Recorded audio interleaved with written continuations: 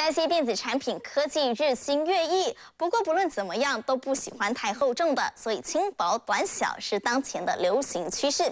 有业者就推出了号称全球最小的摄影机，长宽高竟然都不到3公分，而更神奇的是重量只有27公克，但是它能够拍照，能够录影，功能很齐全。还有日本的发明家以达文西的设计草图作为灵感，打造出的同样是全世界最小的单人直升机。 不但试飞成功了，而且还在航空展上公开亮相，非常的吸睛。看看这超小型相机，长宽高就和一枚铜板一样大，它该不会只是模型吧？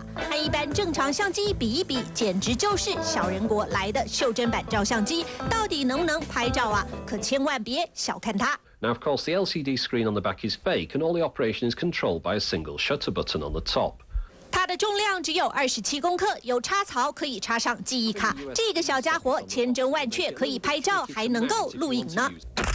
你看看拍出来的照片还不赖吧？还会自动对焦，影像画质都在水准之上。号称全球最小的录影照相机，的确有2把刷子。 Now, when I charged the camera for an hour, the battery lasted 42 minutes, and charging it any longer didn't extend that. 连续录影半小时以上，很厉害了啦！它娇小可爱的外形，人见人爱，放进口袋，挂在脖子上，随时可以派上用场。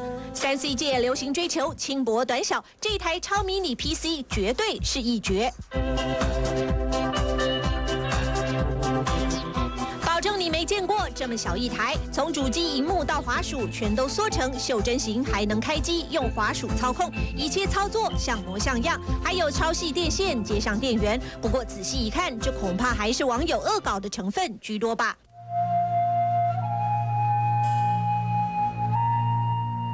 这架轻巧的单人直升机可就不是恶搞了，加满了油箱，马上就能升天。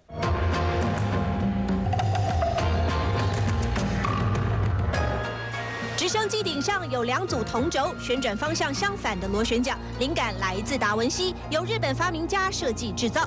它的飞行高度可以达到1000公尺，最高时速90公里，载重220公斤，一口气能飞上30到60分钟。驾驶它不用执照，据说只要练习个2小时，任何人都能够轻松掌控这台迷你直升机。TVBS 新闻综合报道。